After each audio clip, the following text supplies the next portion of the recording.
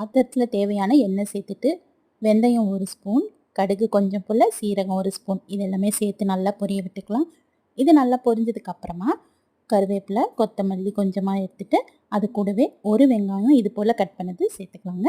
இது நல்லா நம்ம வதக்கிடலாம். வதங்கினதுக்கு அப்புறமா இது போல் பலாக்கொட்டையை வந்து கட் பண்ணி சேர்த்துக்கோங்க. தோலியை நல்லா எடுத்துட்டு பலாக்கொட்டையும் 3 கத்திரிக்காய் எடுத்துருக்கேன் நீளமாக கட் பண்ணி அதையும் சேர்த்துட்டு நல்லா வதக்கிடுங்க. அது கூடவே நம்ம வதங்கினதுக்கு அப்புறமா மஞ்சள்தூள் 1 ஸ்பூன், மிளகாய்த்தூள் 3 ஸ்பூன், மல்லித்தூள் 6 ஸ்பூன் சேர்த்துருக்கேங்க.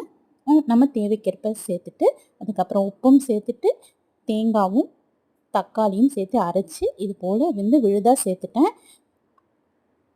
லெமன் சைஸ் புளி ஊற போட்டு அந்த புளி கரைச்சலில் அந்த தேங்காய் மசாலையும் சேர்த்துட்டு இந்த குழம்புல ஆட் பண்ணியாச்சு. இப்போ நல்லா ஒரு 5 மினிட்ஸ் நம்ம கொதிக்க வச்சோம்னா சூப்பரான பலாக்கொட்டை குழம்பு ரெடி ஆகிடுங்க. கடைசியில் கொத்தமல்லி தூவிட்டு இறக்கிடலாம். ரொம்ப டேஸ்ட்டாக இருக்கும். கண்டிப்பாக செஞ்சு பாருங்கள். பலாக்கொட்டையை எப்போதுமே வேஸ்ட் பண்ணிடாதீங்க. இது போல் காரக்குழம்பு கறி குழம்புலாம் கூட நீங்கள் சேர்த்து சாப்பிட்லாம். அதில் அவ்வளோ விட்டமின்ஸ் இருக்குங்க. கண்டிப்பாக செஞ்சு பாருங்கள். இந்த சேனல் இப்போ தான் நீங்கள் ஃபஸ்ட் டைம் பார்க்குறீங்கன்னா ப்ளீஸ் சப்ஸ்கிரைப் பண்ணிக்கோங்க.